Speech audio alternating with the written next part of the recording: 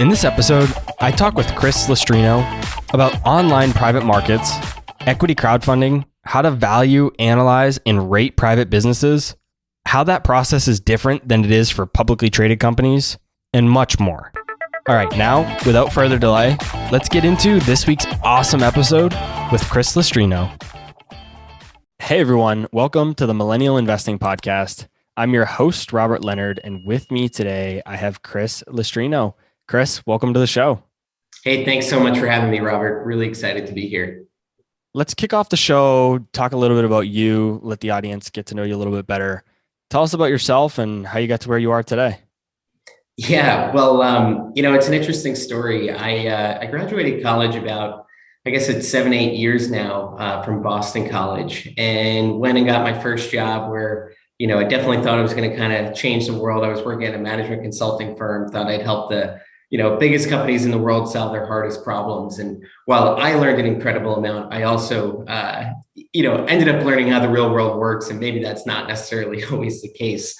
And spent a lot of my time working for private equity clients. For those who don't know what private equity is, basically every company that's not, Google or Facebook that trades publicly that you could access in your Robinhood account were the types of companies that I was working on behalf of to sell their businesses to other mega funds that had lots of money to buy private companies. And it was really during that time that a spark went off in my head where I started to ask myself the question of, wait a second, why can't I invest in these private companies? I thought I was seeing some really cool deal flow, and I was the one running all of the research and diligence.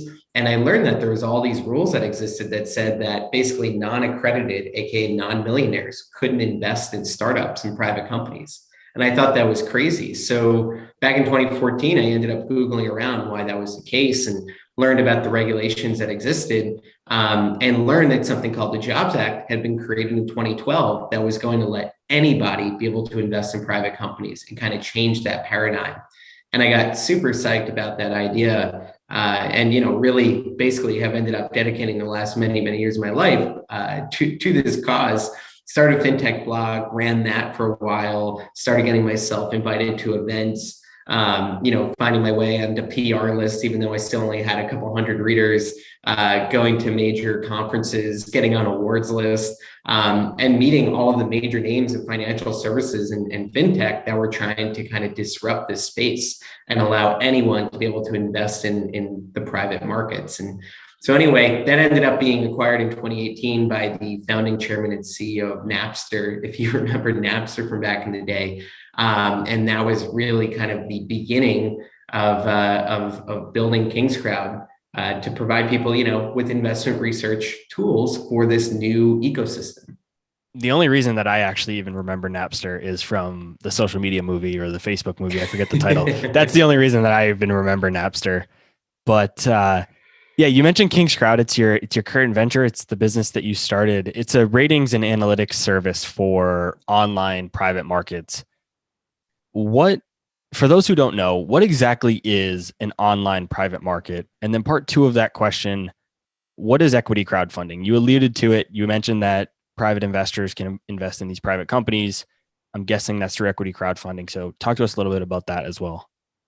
Yeah, if we take a step back, right, if you have a Robinhood brokerage account, a Merrill Lynch account, a Fidelity account, whatever your service is that you use, when you open it up and you can invest in stocks, what's occurring is that brokerage account is integrating with marketplaces like NASDAQ and the New York Stock Exchange, where companies actually list their stock for sale, right? So Google will go to the New York Stock Exchange or NASDAQ, and they'll say, we want to list their, our shares for sale. And then they become available on those marketplaces.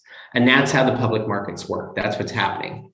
What's happening in this new online private market ecosystem is there are players like Republic.co, WeFunder.com, SeedInvest.com, StartEngine.com. You go to any one of these, and what they're doing is essentially they are building the NASDAQ or the New York Stock Exchange for private companies. So a company like myself, KingsCrowd, can file some forms with the SEC, and they can go list on one of these marketplaces a number of shares that people can buy, and then anyone can go and typically with as little as $100 actually invest into a company like ourselves or any other startup that is deciding to raise capital online.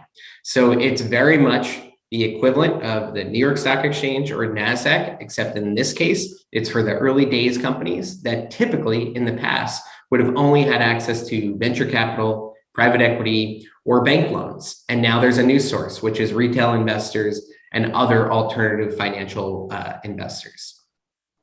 Why did businesses need equity crowdfunding? It's kind of do people need air to breathe, right? Companies need capital in order to thrive. It's the lifeblood of any early stage venture. You need money. And I kind of joke, but it's true. Capital is a commodity, and wherever founders can get capital, they need to go and get it. You never know what's going to happen as you move forward as a business, and you're always going to need 10 times more capital than you actually think you'll need and 10 times more time. So, founders and companies are turning to equity crowdfunding as another vehicle of raising capital for their business that's needed in order for them to take the steps they need as a business. Common ratings and analytics businesses that people listening to the show are probably familiar with might be Morningstar or Moody's or Standard & Poor's. What does a ratings and analytics business do exactly? It's a great question. Sometimes I get blank stares, and I'm always trying to figure out what's the best way to explain Kingscraft. Sometimes I say, it's almost like Yelp for restaurants, right? But it's for startups. And I try and find different ways of explaining it. But very simply, what you're trying to do with a rating service is help people contextualize, the quality or of an opportunity or an investment. So, in the world of public companies, a Morningstar, an S&P, a Moody's, essentially they're looking at the fundamentals of a business. They're saying, okay, let's look at the financials. Let's look at their competitive advantages. Let's look at the execution of the management team. Let's look at the quality of the management team. Let's look at all of these key factors of a business and then put it into a score that can help people know whether or not it's good business. And it's, very simple idea. If you get a 1, typically that means there's a lot of issues here. There's probably a bunch of red flags. And if you get a 5, hey, we feel pretty strongly about this investment opportunity, that a lot of the fundamentals of the business are really good. That, by the way, does not mean that it will end up being successful. But what it does is it says in this moment in time, where we look at all the factors of the business, it looks like a good investment opportunity, especially in comparison to the other opportunities that are available to you as an investor. We're doing that exact same thing, except we're using the types of fundamentals and things that matter specifically to startups, which, by the way, are very, very different from public equities. We talk about Morningstar and Moody's, which provide those types of like star ratings that you just mentioned. But you also mention, I've seen Kingscrowd related to similar services like The Motley Fool and Seeking Alpha. One of the big things that those two companies do is actually provide investment research reports, like actual 3, 5, 10-page reports about companies and not just a rating, a 5-star rating or a 3-star rating.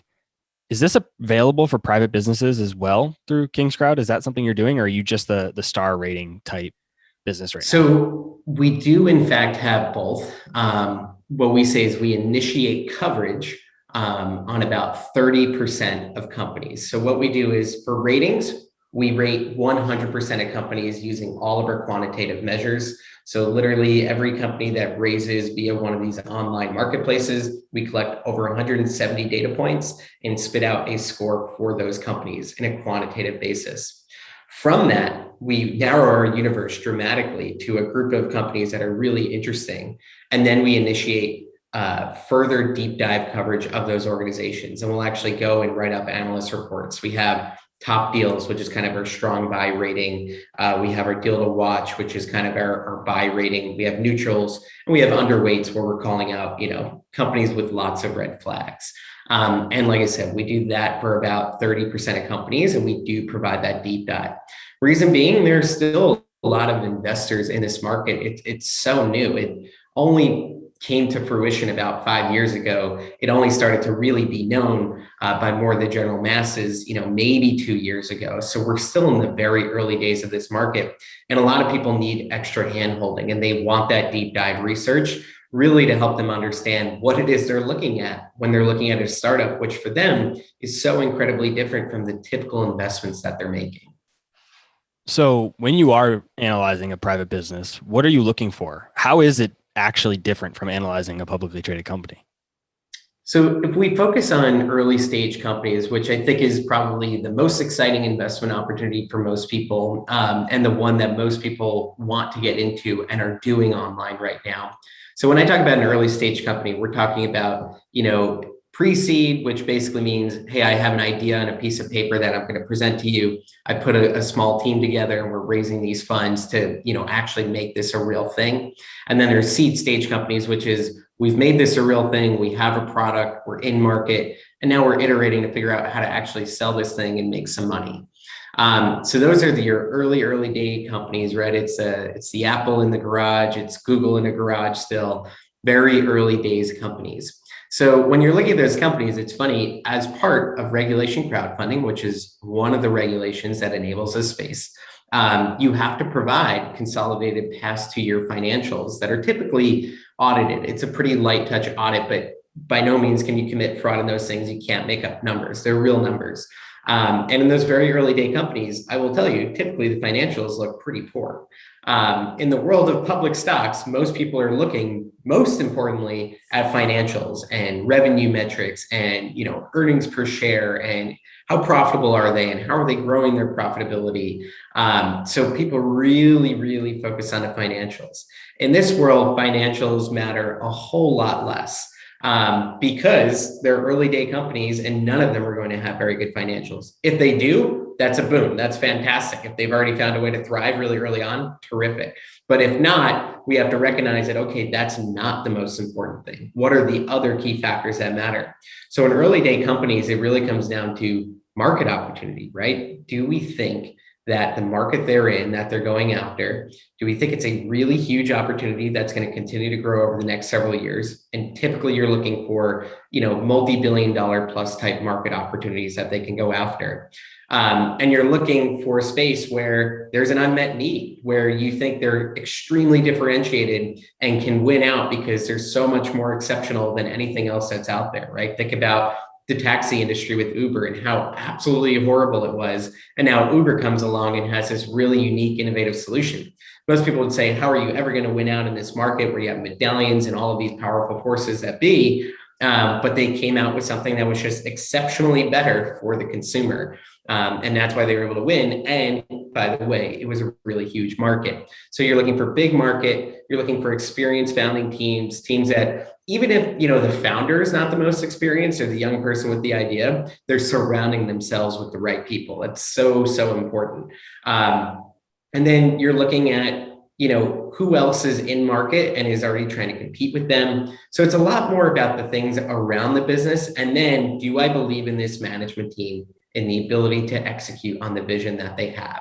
So those are the types of things you're looking at. Whereas with a public company, like I said, you're looking at lots of financial metrics. You're thinking about, how they're going to grow 2, 3, 4, 5% per year. While you care about the management team, typically at that point, the board has put a really exceptional team in place. So that might become a little bit less of a worry. So it's a lot more kind of data driven on the financial side. Whereas in this world, it's much more about the fundamentals of the team, the idea, and the opportunity they're pursuing. So what are the major red flags then that you're looking for? I'm assuming that it's probably the inverse of everything that you just mentioned that you're looking for good characteristics on. But for me, like when I'm analyzing a public company, one of the biggest places that I look for red flags is in the financials. There are a lot of other places too, industry, market outlook, that type of stuff, the more qualitative stuff. But the biggest thing for me usually first is quantitative financial red flags. So with that not really being an option for equity crowdfunding and private businesses, because like you said, the financials just aren't complete yet. What are the big red flags that you're looking for? I think there's kind of 3 major things that I look for. The first one is team. So again, it's funny how many people tell you they're serial entrepreneurs and you realize that means they had a lemonade stand and then they had an ice cream stand. They're kind of making up their entrepreneurial journey of sorts. There's a lot of extremely inexperienced folks out there, and that's okay. By the way, I was extremely inexperienced when I started this business 3 years ago. I had never run a business before. So what did I do? I tried to surround myself with advisors and people that have been there, done that before. At this point, we had the former chief counsel officer of Bank of America, who's our chief legal officer. We had the former CTO Dow Jones Business Intelligence Group as our CTO. We're advised by the former founder of Napster and the former CIO of Citi. We put really, really experienced, much smarter people than I around me that I can learn from, grow from, and ask questions to when we run into problems. So teams where they kind of hype themselves up and have absolutely nothing around them to support them, that is typically a worry for me, because can they actually execute? That's the first big thing. The second thing that I'm looking at is valuation. So, like anything in the public markets, it's the same thing. You want to look at what their market cap is, or the share price, those types of things. Well, in this market, it's the exact same thing. So what value are these companies putting on themselves? Because it is actually up to the founder to decide what valuation they want to take for a round of funding. And basically for a pre-seed through seed stage company, for those that don't know, what we typically see is anywhere between like $5 and $15 million. That's kind of the going price of a good idea and a decent management team.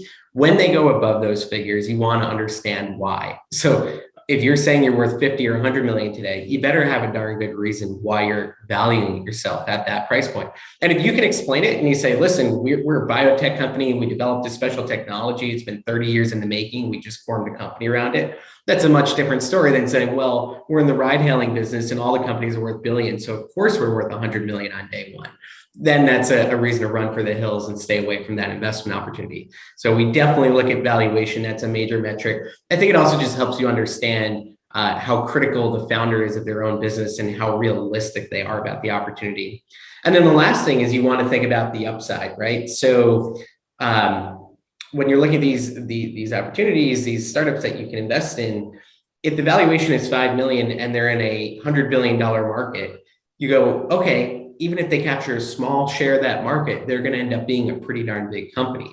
But if they're valuing themselves at $50 million and it turns out that they're a brewery in San Diego who wants to open up one more location, and if you kind of map it out, the whole opportunity is about $50 million, then that might be a reason to say, well, there's not really any upside here for me. Why am I taking all this risk when the upside is essentially not there? So you want to look at your upside, you want to look at the current valuation, you want to look at the team. If any of those are drastically off, for me, those are typically mega red flags to stay away. What is the most common issue with companies looking to raise capital through private markets from the perspective of an investor? What is the biggest not the biggest, but the most common red flag that you see? I would say the most common red flag is when founders think that coming to the online private markets is if you build it, they will come type of initiative. So they're like, well, I created an offering page, I got my financials together, I created a deck and a video, and I'm good to go. So the rest will take care of itself. Typically, those founders fail, and typically it becomes pretty clear that they're not putting in any effort. So one of the things that a management team needs to do, especially early on, is to prove that they can execute. And there are founders who go out there and they just think, yeah, we're going to raise $5 million. We'll probably be done with that in a month. We're valuing ourselves at $50 million today. And, we got this great idea on a piece of paper. Oh, we got this one amazing advisor who did this thing 10 years ago. And then they go live and they can't figure out why they're not raising any money. And they're not making any phone calls. They're not cold calling people. They're not marketing. They're not doing anything. And I think to me, that's typically a red flag that if they can't get a dime into this deal on their own, why in the world should someone who doesn't know them invest in them? And I'm not sure it's a privilege thing. I think it's just an ignorance thing, and going into this with the wrong mindset. But it definitely, to me, signals someone who is not putting in the work that they need to in order to be successful. And that also, to me, signals that they're not going to execute across the business on all of the other various things they're going to have to do as a founder. And it becomes very visual. And you can see that as an investor and say, they've been live for 3 months and they've raised $5,000. Maybe I don't go over there. Now, on the flip side, do we want to invest in every company that has raised a ton of money?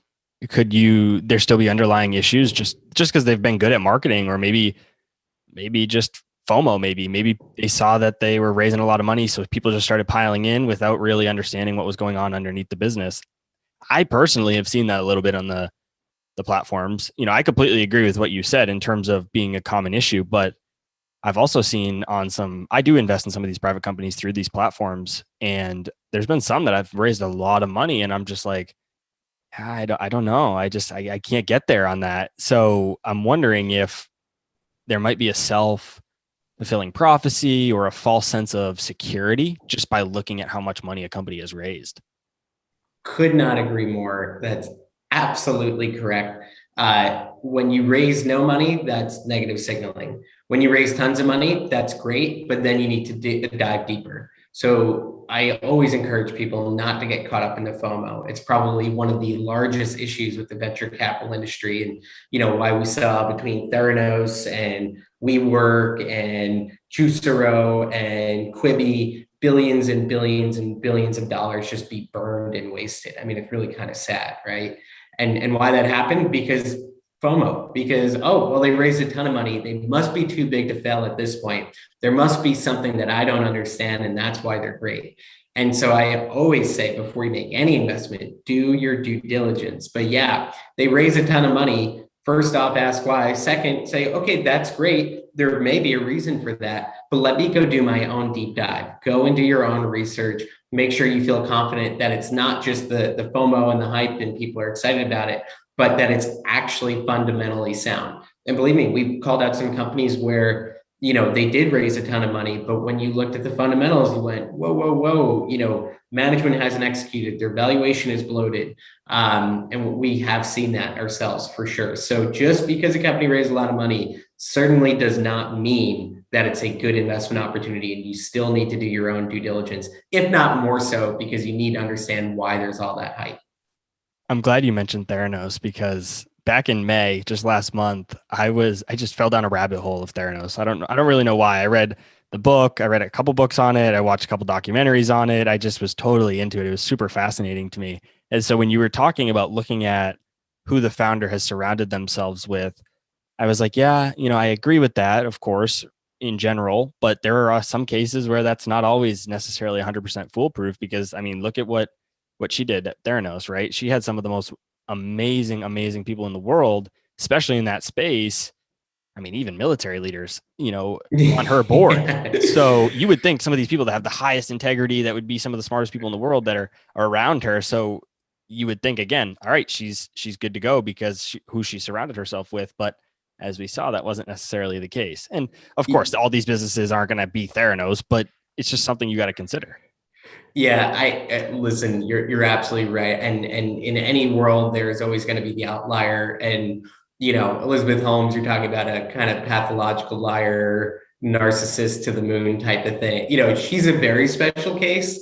But nonetheless, it goes back to that same thing that I was just talking about, which is just because there's a lot of hype, just because they have amazing people, still ask yourselves the questions and try and dive deeper. Because you're right, you could have a blind spot, and we can all get caught up in the excitement of the moment and meeting this amazing founder who really excites us, and you just need to do your homework. As a side note, I'm still shocked that the court cases are still going on for that whole situation. It's kind of crazy. Actually, I believe they just restarted again last month or within the last couple of weeks. So if anybody's interested, you don't know what we're talking about with Theranos or Elizabeth Holmes, I highly recommend you go check out the documentary and read the books. And it's really truly fascinating and might even help your investing as well, other than just being a form of entertainment. When we talked about red flags, we talked about how these private businesses are different than public companies, and we talked a little bit about what are the good things you're looking for. What about hidden gems? Like, what's something that not every business is going to have? And that's okay. They could still be a good business, but what's something like little that you've noticed that you're like, okay, this is kind of correlated to success that a lot of people are overlooking? Some of the things you mentioned, like a good management team, et cetera, good market. Those are like kind of bigger level things that I think a lot of people will look for. what are some of the hidden gems maybe that not everybody's thinking to look for that might correlate to success in business for a private company that's raising money? One of the things that I think makes a founder really successful is their ability to be resourceful. And it's interesting. I've definitely seen companies that have raised next to no money and have accomplished an incredible amount, right? They've built out a full-fledged product. They're in market. They're generating pretty significant sales. And you realize if you look at it that maybe they've raised hundreds of thousands of dollars, or maybe they bootstrapped the whole darn thing.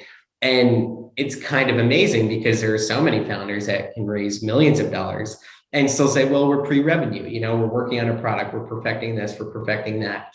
And there are just some founders where you look at the financials and they're already generating, $1 million+ within a year or two of starting the business, and have only raised a very small amount of funding to date. And that to me signals a founder who knows how to get stuff done, regardless of the resources that they have.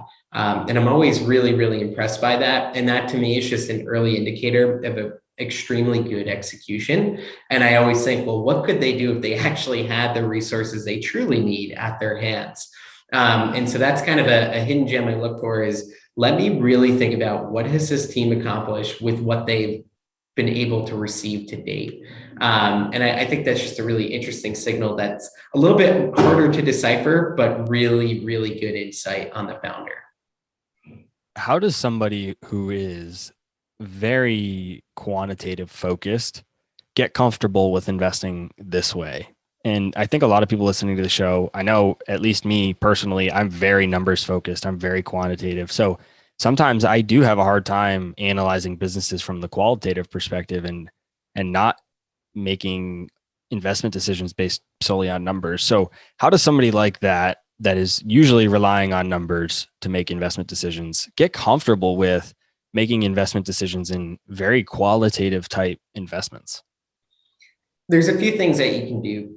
First off, one of the things that we've tried at King's Crowd is find a way to quantify what typically we haven't thought as quantifiable. So for instance, founder experience. Well, how do you quantify that?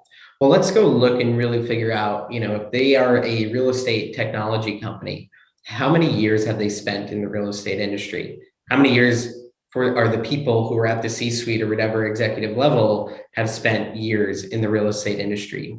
They say that they're a serial entrepreneur. How many years have they spent building companies in the past? Do they have any exits? How many exits do they have? And if they have exits, was it a kind of low, medium, high in terms of how positive it was? Those are the types of things where you can either create buckets, kind of low, medium, high outcomes for past exit, things like that, or you actually go ahead and you quantify things like industry experience. You quantify things like the market size and the market growth rate. You quantify the number of competitors in a space by going and doing the research and figuring out how many competitors are in that space.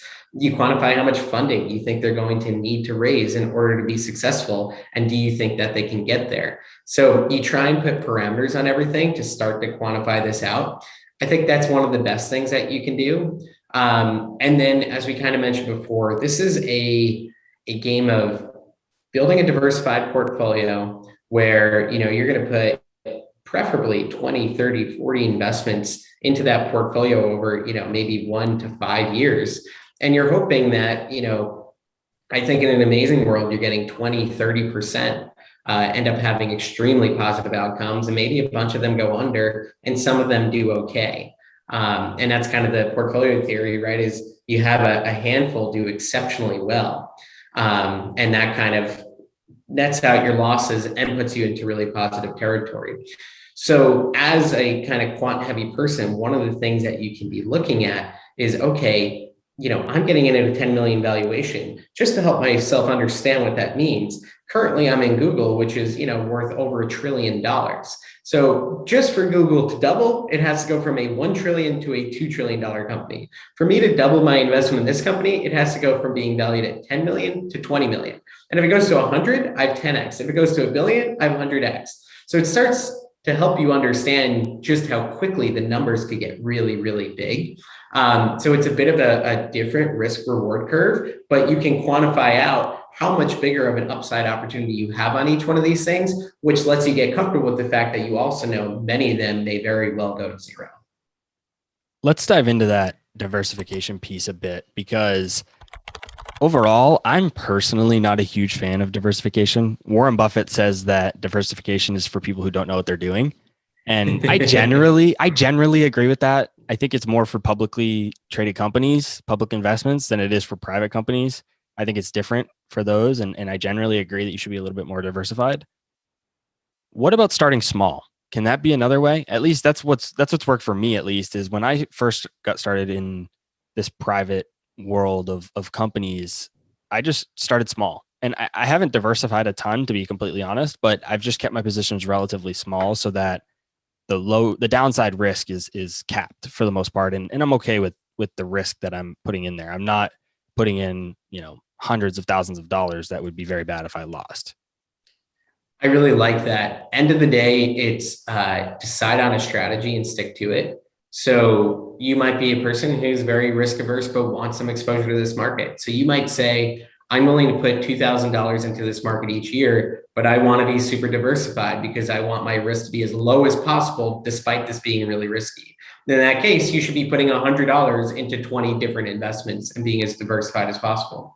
But you might be someone like yourself, Robert, where you say, you know what? I want to make 5 real bets on companies that I'm just psyched about and really believe in and understand the business super well and feel as though I know something that others don't know. And I'm all in on those companies. But by the way, I've capped myself to what I'm willing to lose, and that's okay with me. If that's your mindset, I mean, it's your money. So you can do whatever the heck you want with your money. As long as you're okay with that and you say, let me just start small and make a few handful of bets that I really believe in. Absolutely. I think that makes a ton of sense. I did the same thing starting out. I was like, I don't have a lot of money, but what I can do is, $250 into 4 or 5 companies this year that I'm just absolutely stoked about. That's what I was willing to put in and willing to lose. And I was okay with not making a ton of bets because I really wanted to make ones that I cared about. So absolutely, I think that's a great strategy. And the beauty of this space is that you can start small. It used to be, of course, you had to be accredited and all of that, but you would typically be asked to write $50,000 to $100,000 checks as an angel investor. Now you're being asked to write $100 checks. So it's much, much easier. The barrier to entry is much lower to be able to do that. You mentioned that returns in these companies are a little bit different than public stocks because a lot of those companies are large and you're going from 500 billion to a trillion is a double, right? Or 1 trillion to 2 trillion is a double. And that's a really big gain. Whereas 10 million to 20 million isn't as big of a hurdle. But when we talk about the stock market, generally speaking, I think a lot of people are comfortable with saying 7 to 9, 10% is pretty average for the stock market overall, depending on which index you use. How does that compare to if we could index private companies? What are you seeing for like an index return on private companies? What is standard or average if there is one? Unfortunately, we haven't really had one to date.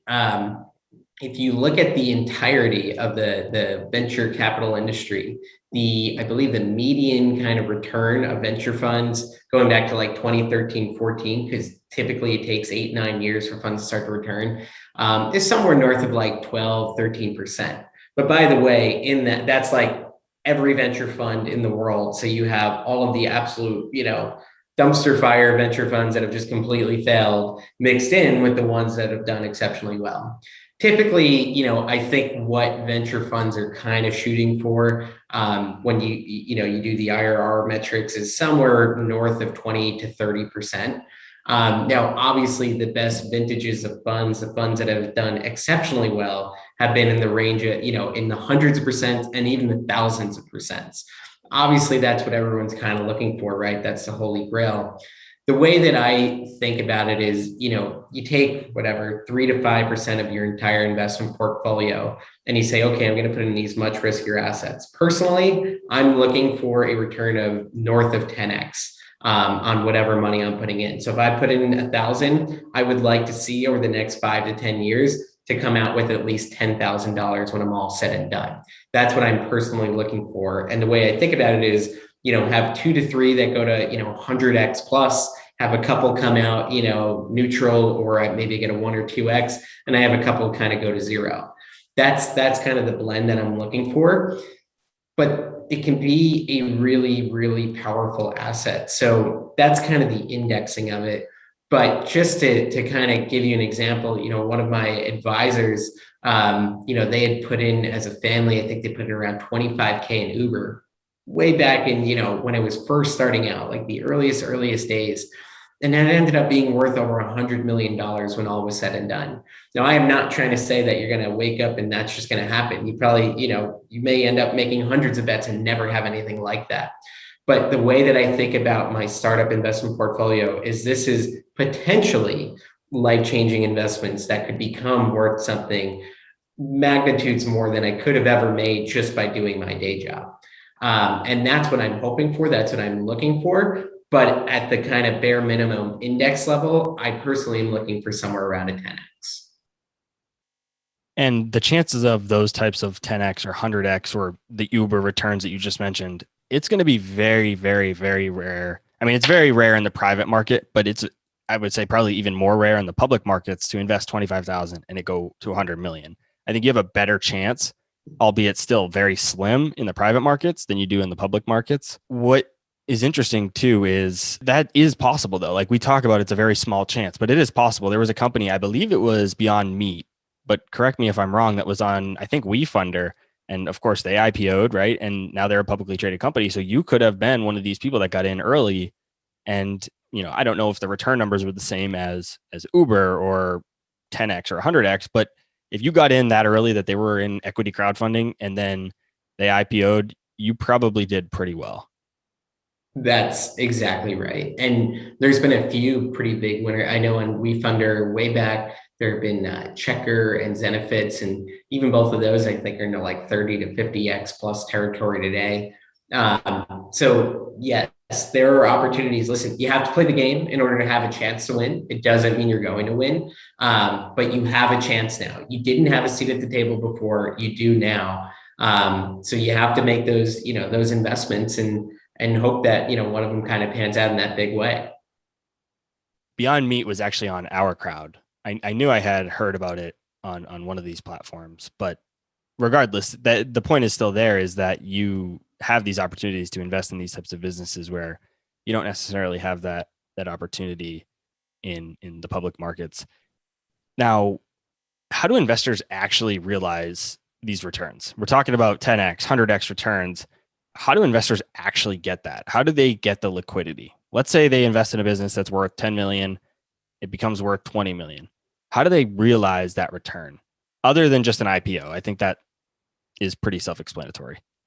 Yeah. So right now there are two ways, and then there's a third emerging way. So very quickly to hit on what you said, IPOing, right? So you list your company on NASDAQ, New York Stock Exchange, go through a roadshow, you display it to the public, and now you're raising a bunch of money, and now you're traded actively at all times.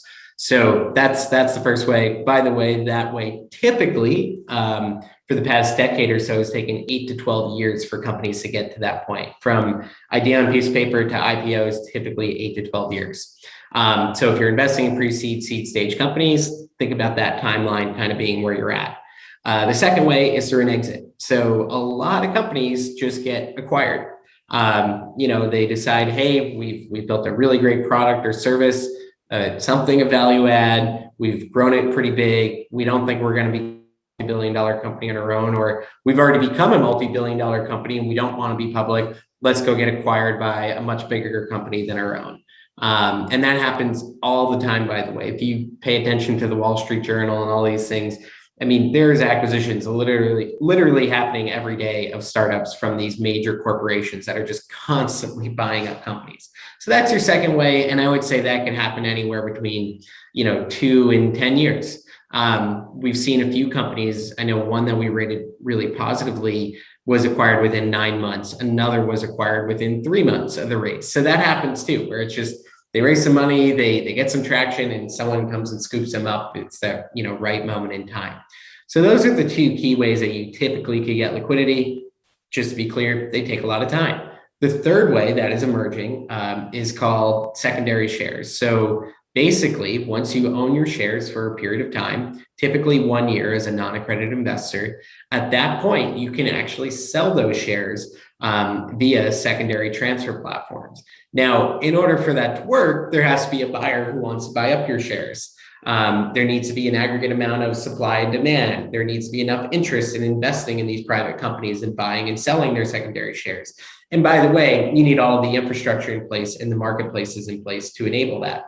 I can tell you that I know Start Engine has launched their secondary transfer platform. I know there's a couple of others that have begun to do the same. There's some players like Rialto and T0 that are building out solutions that might be able to sit between these parties and provide a secondary market for people to trade in. It's becoming real. There is, in fact, some real liquidity for Start Engine investors if you were invested in the actual business of Start Engine. But we're seeing things move in that direction. And literally, if you want to understand what it is, it's just what the stock market is, where anyone, any retail investor, any individual can buy and sell their shares into the market, and there just needs to be a buyer willing to buy it. In the current, public equity worlds, it's extremely liquid, meaning there's lots of buyers, lots of sellers. In this new private market world, it's going to take time. So it's going to be way less liquid, where you might say, hey, I bought in at $5 a share, I'm willing to sell at 20, and you don't get a buyer. That can happen, but that's the third way, and it can provide a lot more immediate returns. But we're going to have to let that play out over the next 2 to 3 years here. I personally really, really like that third option. I actually personally, full disclosure, have invested in Start Engine, the platform itself, not just on the platform to other companies, but actually in Start Engine itself when it raised money, because that secondary market, I personally think that that's going to be huge for financial markets in general, but also Start Engine. And so for me, that was actually what kind of got me comfortable with this whole space. Was I really believed in that idea. And so I put some money into it. We talked about how I struggle with not being quantitative, and I did a little bit with that investment, but I really like, we talked about market opportunities and the leaders and things like that. One of the great things about having this podcast and even listening to the podcast is we had the founder of Start Engine on the show. We had Howard Marks on the show back on episode 85. And so I got to talk to him and learn more about the business, and that allowed me to get more comfortable. We even had Kevin O'Leary, who's a spokesperson for Start Engine, on the show, and that was episode 58. So these types of things were able to let me get a little bit more comfortable with these private investments. One of the other pieces I want to talk about is when companies raise money on these online private marketplaces, there are a bunch of different security types that are offered, which is, I think, new for a lot of people, because in the public markets, we typically just see common stock. Of course, there are other types that can be publicly traded. There are warrants, et cetera. But for the most part, it's just common stock. So of the different types of securities these private companies offer are revenue sharing, convertible notes, what they call is SAFE, as an acronym, SAFE, preferred equity, common stock, and there are some more. Let's talk about a few of those. And the first one I want to talk about is SAFE. And again, that's SAFE as an acronym. It's not necessarily a safe investment. So what does SAFE stand for, and how does it work as a security? It's funny. I actually don't exactly remember what it stands for, or what the actual letters stand for. If you have it written down somewhere, I'd love the refresher, because everyone just says safes in this industry. So you get comfortable kind of just saying safe. It's a simple agreement for future equity. There we go. So basically, a safe and a convertible note are very similar to one another. A safe is utilized a lot on a platform called Republic.co, one of the largest platforms out there. And all a safe and a convertible note is essentially what you're saying is, hey, this is an early days company. To be honest, we have next to no idea of what it's worth. Instead of trying to figure that out now and create common shares to accommodate new investors coming into the round, we're just going to peg a value to the company. We're going to say the cap on the safe or the convertible note is $10 million. And then we're going to apply a discount rate. And the discount rate, is typically 10 to 20%. And what that says is, in a future round of funding, and typically it qualifies what that future round of funding has to look like, at least $1 million. It has to be the Series A with an institutional investor. There's typically parameters put in there. Once it qualifies through a funding event, then your convertible note or your safe will convert into actual equity organization. But you will never pay more than the cap. So if you go out and you raise at $10 million valuation in your Series A, and you would put in money on a 10 million cap, whether it was a safe or a convertible note, you will convert at $10 million. You won't pay any more than 10 million. But if there's a discount, then you'll actually only pay 8 million. So if you raise it 10 million, you get a 20% discount. So you would only pay $8 million. Now, if they go out and they raise at a $50 million monster Series A, huge valuation bump, and you got in a 10 million cap, you will only pay a $10 million valuation. So as soon as that funding round hits, you're actually being converted at the 10 million cap, even though it's now worth $50 million. So you're kind of getting a large discount to what that future round of funding was without having actually had to put a true value on the company on the day that they were raising capital. Basically, it's a simple agreement to make life much easier for founders and investors to kind of get on the same page and get something done without having to figure out the rigmarole of managing individual investors and creating stock certificates and all of that type of stuff. So when you buy a safe or a convertible note, are you paying for the right to then invest at that cap, or are you putting that money up front and then if and when it gets converted, you already have that equity? Or are you buying that right and then when that time comes, you have to put up more money to actually buy those shares? How does that work? Yeah, there will be kind of explanations of the various things that could happen. Typically on these platforms, there's no like, okay, and then at a future event, you have to put in more money. Typically, it's just we're going to take the money you gave us, and then that's going to whatever dollar amount you had, whatever the share price is at that point, you'll convert at that share price. So no, you're not typically putting in more money. Now, for institutional investors, there can be those types of call outs where they come up with an agreement that in the future, not only going to put in, not only going to convert, but you have to put in X% into the next round, things like that.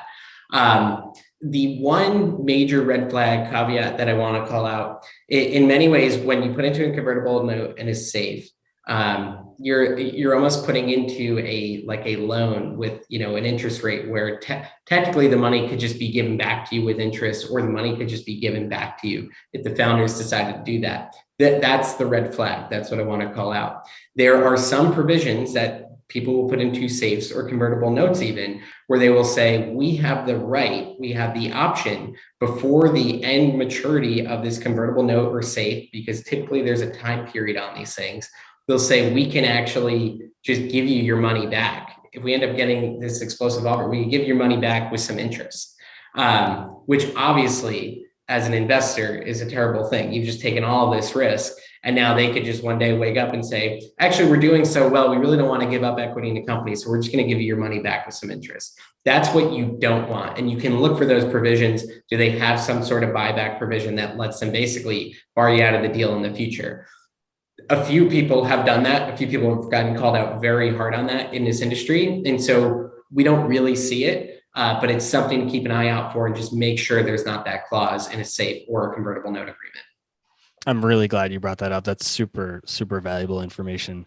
And I mean, it sounds like that's when it would be applicable, is when you mentioned a 10 million cap at let's just say a $50 million valuation. If I was the founder, I would probably want to institute that clause that says, hey, I'll just pay you a little bit of interest because it's probably going to be less than that $50 million valuation that I just raised money at. And so for the founder, it's better off. But as the investor, like you said, it's not what you want. It's a terrible experience. Founders shouldn't do it. I think it's really bad behavior. And by the way, when you typically hear, from my perspective, when people say, convertible notes are bad or safes are bad, these are the instruments that literally every venture capitalist in the world utilizes. They're not bad unless there's bad provisions in them. Typically, safes and convertibles are completely fine. Do you have a hard stop in 4 minutes? Nope. Actually, yes, I do. I'm sorry, I do. You do? Okay. Yes. All right. So I'm going to ask one more question, then we'll wrap up. Okay. Cool. So one of the other things that's pretty common, at least in the private business space when it comes to valuations, is these two terms, pre-money and post-money valuations. I think there's some confusion around that. Talk to us a little bit about what a pre-money valuation is, what a post-money valuation is, how they're different. Great question. So when you're raising capital, you basically, so when you're raising capital and you're actually setting a price on the company, right? So let's move away from talking about convertible notes and safes. This is common shares or preferred equity, where you put $1 in, each share is worth $1, and now you own, one share, and that's whatever percent of the total shares there are. So this is when you're actually putting into a company where they've decided to value that company at a certain price on that day. So pre-money is basically if you say, okay, I'm a $10 million pre-money company and I'm raising $5 million. What that says is post-money, you're worth $15 million on paper. Pre-money, you're worth 10, you raise 5, now your total is 15. So post-money, you're worth $15 million. What that also tells you is that the company is about to sell 1/3 of the company. So if you are an existing investor and they say our pre-money valuation is 10 or post-money is 15, you now know that you've basically been diluted about, whatever, 1/3 of your total investment. So even though you might have put in $1 million and own 10%, at the end of them raising 15, you're being diluted a certain percent. So pre-money is what you're worth before you raise money. Post-money is what you are worth after you've raised the money. What I've always found interesting about this relationship between pre-money and post-money is that post-money the post-money valuation is pre-money plus the money you raise equals your post-money. And I find that interesting because there's no premium given for the amount of money that you just raised, right? Like if you think about it, a $10 million business that raised $5 million, in theory, intuitively, $5 million in cash that you just raised should create more than $5 million in value. So your business is probably worth more than 15 million, if that's what I would argue at least. And so I've always found that really interesting between that dynamic. It is an interesting dynamic. I will tell you that a lot of founders, maybe their last round of funding was 10 million. Now they go out and say, well, we're 20 million pre-money, will be worth 25 post-money. So typically they're building in their own premium and they're making sure to capture that. Yeah, that makes sense. Chris, thanks so much for joining me on the show today. I truly had a great time. I thought this was an awesome episode. I know the audience is going to love it. I know that I certainly did. As we wrap up the show, I want to give you a chance to tell the audience where they can go to learn more about you and learn more about all the different things that we talked about today. Yeah, absolutely. So if people want to learn more about Kingscrowd, the best thing you can do is go to kingscrowd.com. That's KINGSCROWD.com. And you can kind of learn everything you want there. Check out our site, dig around, play around, hopefully learn a ton. And then the other thing I'd encourage you to do is go and check out the marketplaces we mentioned today. WeFunder.com, SeedInvest.com, NetCapital.com, and learn more about this space. Get comfortable, get your feet wet, and make that first investment because it really is a lot of fun. It's a ton of fun. I think it's super fascinating. And I personally wish I had known of Kingscrowd before I invested in Start Engine. I think I still did my due diligence and I'm still comfortable with it, but I would have loved to see the research and the ratings on Start Engine on Kingscrowd prior to making an investment. I think it would have been a cool piece of my research. So I'm glad to have at least found it now. I look forward to using it as I move forward and make more private investments. Chris, I'll put a link to all those different things that you mentioned in the show notes. Thanks so much for joining me. Thank you very much, Robert. Have a wonderful day. You as well. Thanks for watching. Make sure to subscribe and hit that notification bell so you don't miss out on our next podcast episode and new investing resources. What are your takeaways and thoughts about this discussion? Let us know in the comments section below.